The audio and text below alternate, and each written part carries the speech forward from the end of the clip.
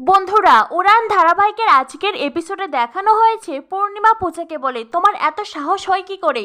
তুমি আমার বাড়িতে দাঁড়িয়ে আমাকেই বলছো টাকা ধার দিতে। তুমি তোমার বাবাকে এই কথা কেন বলতে গেলে? হ্যাঁ, কি জন্য? তোমাকে এই সাহসটা কে দিয়েছে? পূজা বলে, মা, আপনার কথা শুনে আমি একটুও রাগ করিনি। ভাববেন না আপনার অপমান সহ্য করতে করতে আমার গায়ের চামড়া মোটা হয়ে গেছে। আসলে আমি একটু হলে আপনাকে চিনতে শিখেছি, আপনাকে বুঝতে শিখেছি। আমি জানি মা, আপনি নারকলের মতন। আপনার ওপরটা শক্ত হলেও ভেতরটা খুব নরম। আর এই কথা শুনে জয়ামাসি মিটমিট করে হাসতে থাকে।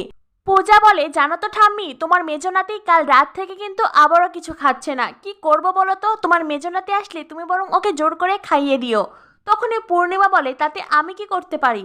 আমি তো ওকে শুধু বলেছিলাম ঘরের খেয়ে বনের মোষ তাড়াস, আর তার জন্য ও বাড়িতে খাওয়া বন্ধ করে দিল। আমি কি ওকে বাড়িতে খেতে বারণ করেছি? পূজা বলে, মা, আপনার মেজো ছেলের কষ্ট আপনার এমনিতেও চোখে পড়ে না। আর তখনই সেখানে চলে আসে সোম এসে বলে, এই শোনো, তুমি মাকে না আর তাতিও না। এমনিতেই মা কথা বলার অবস্থায় নেই, মার শরীরটা ভীষণ দুর্বল।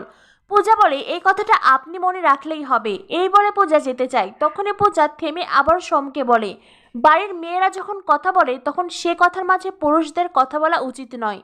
এই বলে পূজা রান্নাঘরে চলে যায়। সোম পূজাকে কিছু বলতেই যাবে, তখনই পূর্ণিমা চোখের ইশারা করে সোমকে থামিয়ে দেয়। তখনই প্রিয়াঙ্কার কল আসে, আর কথা বলতে বলতে সোম পূর্ণিমা ওখান থেকে চলে যায়। এরপরেই পূজা ঠাম্মির জন্য ব্রেকফাস্ট নিয়ে আসে। ঠাম্মি তখন পূজাকে বলে, আরে নাথবাবু, তুই কি দিলি রে? একেবারে মন প্রাণ সব জুড়িয়ে গেল। পূজা বলে, কিন্তু ঠাম্মি, আমার এই সমস্ত কিছু একদম ভালো লাগে না। কারণ আমি জানি আমি মুখ খুললেই বাড়িতে একটা অশান্তির সৃষ্টি হয়, তাই যতটুকু বলার প্রয়োজন আমি ততটুকু বলি। ঠাম্মি তখন বলেন, আরে বলবি বলবি, তোর যখন যা মন চাই তুই তাই বলবি।